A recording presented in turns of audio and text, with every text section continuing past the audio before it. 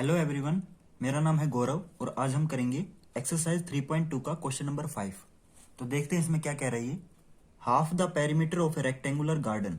तो हमें एक रेक्टेंगुलर गार्डन दे रखा है जिसकी शेप क्या है, रेक्टेंगल है। तो हम वो गार्डन ड्रॉ कर लेते हैं। तो हमारा ये गार्डन है जैसे कि रेक्टेंगल की शेप में, ठीक है। आपको पता है रेक्टेंगल क्या होता है। रेक्टेंगल की दो लेंथ होती है और दो ब्रेथ होती है। जो लंबाई होती है ना दो साइड, वो आपकी लंबी होती है, उसको लेंथ बोलते हैं। जो चौड़ी साइड होती है उसको ब्रेथ बोलते हैं। आगे क्या दे रखा है, whose length is 4 more than its width. Width और ब्रेथ सेम चीज होती है, तो कंफ्यूज मत होना। तो इसमें क्या कंडीशन दे रखी है कि जो लेंथ है ना वो आपकी विड्थ से 4 ज्यादा है। मान लो हमारी जो विड्थ है, विड्थ या ब्रेथ कुछ भी मान लो, जैसे विड्थ है वो 1 है तो लेंथ कितनी हो जाएगी, लेंथ 5 हो जाएगी। तो ये कैसे निकाला हमने, विड्थ में 4 ऐड कर दिया तो लेंथ आ गई। तो यही दे रखा है ना कि जो लेंथ है वो विड्थ से 4 ज्यादा है। मान लो हमारी विड्थ 10 थी तो लेंथ कितनी हो जाएगी, लेंथ इसमें 10 में 4 ऐड कर देंगे 14। तो जितनी भी विड्थ है उसमें अगर 4 ऐड कर देंगे तो हमारी क्या आ जाएगी, लेंथ आ जाएगी। और क्या क्या दे रखा है, half the perimeter of rectangular garden. जो रेक्टेंगुलर गार्डन का पेरीमीटर है, पेरीमीटर क्या होता है, पेरीमीटर आपको पता है, perimeter is equal to sum of all sides, sum of all side. जितनी भी साइड हैं सभी को अगर ऐड कर देंगे तो क्या आता है, हमारा पेरीमीटर आता है।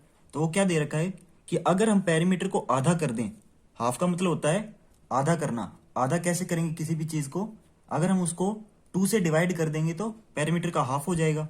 वो कितना दे रखा है, 36 मीटर। तो पेरीमीटर का अगर हम हाफ कर देंगे तो 36 आ जाएगा। फिर क्या निकालना हमें, find the dimension of the garden. तो हमें जो गार्डन की डायमेंशन है वो निकालनी है। डायमेंशन क्या होती है, length and width, length and width.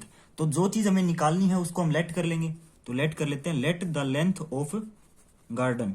तो गार्डन की लेंथ को हम एक्स लेट कर लेते हैं और let the width of garden y. तो जो विड्थ है उसको हमने वाई लेट कर लिया। यहां तक किसी को कोई दिक्कत हो। अब देखो लेंथ क्या होती है, लंबाई। तो जो हमारी लंबी साइड है वो एक्स हो जाएगी, तो इसके सामने वाली भी एक्स, ये विड्थ भी हमारी वाई और वाई हो जाएगी। तो इसमें देखो टोटल 2 कंडीशन दे रखी है। कौन कौन सी, एक तो दे रखी है कि जो लेंथ है वो विड्थ से 4 ज्यादा है। तो इसका मतलब क्या है, तो देखो हमने लेंथ कैसे निकाली थी, लेंथ को निकालने के लिए हमने क्या किया था, विड्थ के अंदर 4 ऐड कर दो, 4 ऐड कर दिया। जैसे विड्थ में 10 में 4 ऐड किया तो लेंथ आ गई। तो अब हमने लेंथ को एक्सलेट किया है, तो लेंथ की जगह एक्स रख देंगे, विड्थ की जगह वाई रख देंगे +4। तो हमारी पहली कंडीशन क्या आई, ये वाली, x is equal to y +4। तो ये हमारी पहली कंडीशन या इक्वेशन, कुछ भी बोल सकते हो इसको, इक्वेशन 1। अब देखो सेकंड इक्वेशन क्या थी हमारी, कि अगर हम पेरीमीटर का हाफ कर देंगे तो 36 के इक्वल आएगा। तो करते हैं ये वाला भी। देखो तो पेरीमीटर का फॉर्मूला क्या हो जाएगा, सम ऑफ ऑल साइड्स। तो पेरीमीटर सारी साइड को ऐड कर दो, यानी कि x plus y plus x plus y, सभी साइड को ऐड कर दिया। तो ये क्या बन जाएगा, x प्लस एक्स 2x और y प्लस वाई 2y। तो इसमें से हमारा 2 कॉमन आ जाएगा, 2 इंटू एक्स प्लस वाई। तो हमें क्वेश्चन के हिसाब से बता रखा है कि अगर पेरीमीटर को हम हाफ कर दें, तो किसी भी चीज को हाफ कैसे करते हैं, हाफ द पेरीमीटर। तो किसी भी चीज को अगर हमें हाफ करना है तो उसको 2 से डिवाइड कर दो। तो ये हमारा पेरीमीटर था, इसको हाफ करना है तो 2 से डिवाइड कर दिया। तो हाफ द पेरीमीटर किसके इक्वल है, 36 के इक्वल। तो 36 के इक्वल रख दिया हमने। तो 2 से 2 कैंसिल। तो सेकंड कंडीशन क्या आई, x plus y is equal to 36। तो ये हमारी सेकंड कंडीशन आ गई, इसको हम इक्वेशन 2 बोल देंगे। तो हमारी इसमें 2 इक्वेशन बनी, पहली ये और सेकंड ये। अब हम क्या करेंगे, हमें x और y की वैल्यू निकालनी है, क्योंकि लेंथ हमारी x है और विड्थ हमारी y है। तो लेंथ और विड्थ ही निकालनी थी, डायमेंशन निकालनी थी। तो हम कैसे निकालेंगे, ग्राफिकल मेथड से। तो अब इन इक्वेशन का हम ग्राफ ड्रॉ करेंगे। तो आपको पता है ग्राफ ड्रॉ करने के लिए हमें क्या चाहिए होता है, कोऑर्डिनेट्स चाहिए होते हैं। तो कोऑर्डिनेट कैसे निकालेंगे, तो मैं बहुत ही आसान तरीका बताता हूँ आपको किसी भी इक्वेशन के कोऑर्डिनेट निकालने का। तो हमारी ये कंडीशन आई थी, इनके हमें कोऑर्डिनेट निकालने हैं। तो किसी भी इक्वेशन के अगर हमें कोऑर्डिनेट निकालने हैं तो हम क्या करेंगे, एक को इधर लिख लेंगे, दूसरे को इधर, और बीच में हम एक लाइन ड्रॉ कर देंगे, ठीक है। अब एक टेबल ड्रॉ करेंगे, कोऑर्डिनेट निकालने के लिए हमें टेबल ड्रॉ करना होता है। तो टेबल आपका इस तरीके से ड्रॉ होगा, ऊपर x नीचे y लिख देंगे। सेम इसी तरीके से दूसरी इक्वेशन का भी टेबल ड्रॉ करेंगे, सेम यहाँ पे x y और यहाँ पे भी टेबल। अब हम क्या करेंगे, सबसे पहले इस इक्वेशन में x की जगह 0 पुट करेंगे, x की वैल्यू 0 पुट करेंगे और y की निकालेंगे। तो इस इक्वेशन में जहां भी आपको x दिख रहा है वहां पे 0 पुट कर दो। तो ये इक्वेशन क्या बन जाएगी, 0 इक्वल टू वाई प्लस 4। अब देखो हमें y की वैल्यू निकालनी है, तो एक साइड सिर्फ y को छोड़ेंगे, तो इसकी साइड तो 4 भी है, तो 4 आपका लेफ्ट साइड चला जाएगा। यहाँ पे प्लस का 4 है तो लेफ्ट साइड जाके माइनस का 4 हो जाएगा, 0 माइनस 4 इक्वल टू वाई।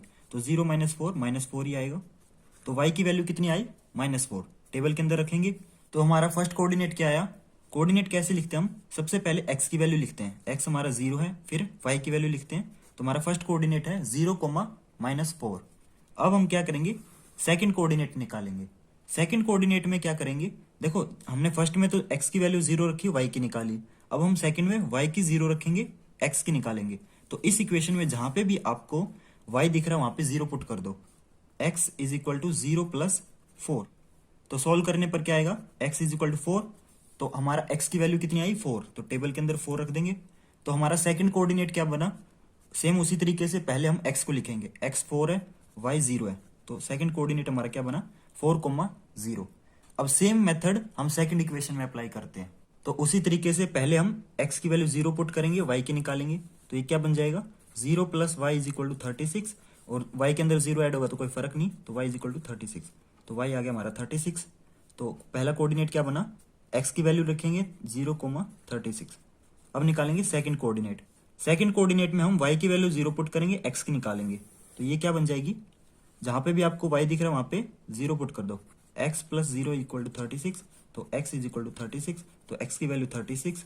तो ये सेकंड कोऑर्डिनेट हमारा क्या बना, 36, 0। देखो हर इक्वेशन में हमने पहले x लिखा है कोऑर्डिनेट में और फिर बाद में y की वैल्यू लिखी है।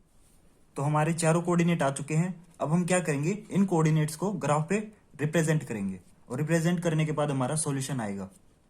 तो हम ग्राफ को ऐसे ड्रॉ करेंगे, यहाँ पे हमारा y एक्सिस हो जाएगा, यहाँ पे x एक्सिस, यहाँ पे माइनस x एक्सिस, नीचे माइनस y एक्सिस, और ये हमारा ओरिजिन हो जाएगा। अब क्या करेंगे हम, जितने भी हमारे कोऑर्डिनेट्स हैं, तो देखो ये पहला कोऑर्डिनेट हमारा, तो इस कोऑर्डिनेट को हम इस ग्राफ पे प्लॉट करेंगे। तो अब देखो इस कोऑर्डिनेट में जो x की वैल्यू वो 0 है और y हमारा -4 है। तो y -4 है तो ये माइनस y एक्सिस पे ड्रॉ होगा। तो देखो ये पॉइंट हमारा यहाँ आएगा, तो इस पॉइंट का नाम लिखेंगे 0, -4। अब सेकंड कोऑर्डिनेट क्या था हमारा, 4, 0। तो इसमें x की वैल्यू 4 है, तो x की वैल्यू 4 है तो ये हमारा ये हो जाएगा। तो ये कोऑर्डिनेट का नाम लिखेंगे 4, 0। तो इन कोऑर्डिनेट को हम स्केल की हेल्प से ज्वाइन कर देंगे। तो हम क्या करेंगे, एक स्ट्रेट लाइन ड्रॉ करेंगे। तो करते हैं एक स्ट्रेट लाइन ड्रॉ। हम दोनों तरफ एरो लगा देंगे।